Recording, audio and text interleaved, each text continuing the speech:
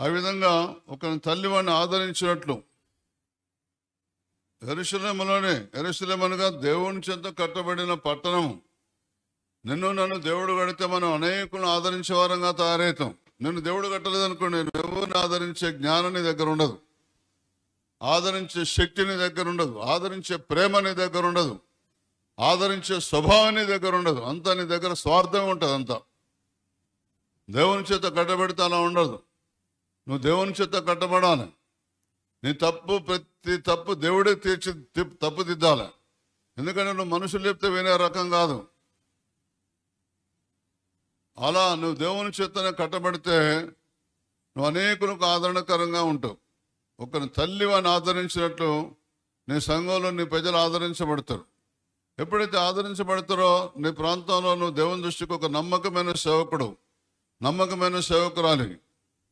నీ చేత ఎవరు ఆదరించబడకపోతే, నేను వెళ్ళిన ప్రాంతం, నేను మొట్టమొదటి ధూళికట్ట వెళ్ళాను. పదండి అడగండి నేను ఎలాంటి వాను, చెప్పదండి అడగండి ఎలాంటి వాను.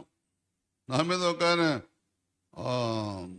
నన్ను కులం పెట్టి తిట్టాడని అప్లికేషన్ పెట్టాడు నా మీద.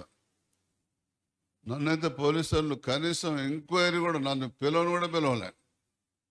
నా మీద ఎవరైతే కేసు పెట్టినరో అతన్ని ఎలాంటి వాడని ఎంక్వైరీ చేసి అది ఫేక్ అని రుజువు చేసి అతను జైలుకి పోవడానికి కూడా సిద్ధం చేసింది ప్రభుత్వం. నువ్వు రాజీ పడకపోతే, నువ్వు సమాధానం పడకపోతే అని మళ్ళీ గొప్పతనానికి నేను కోర్టులో వకీళ్ళని ఇష్టం వచ్చినట్టు మందిరం మీదకి వచ్చి గొడవ చేసింది కాక నన్ను మళ్ళీ ఇరికించుకొని నా మీద కేసు పెడితే నేను పోయి ఆయన కాళ్ళు పట్టుకొని నేను సమాధాన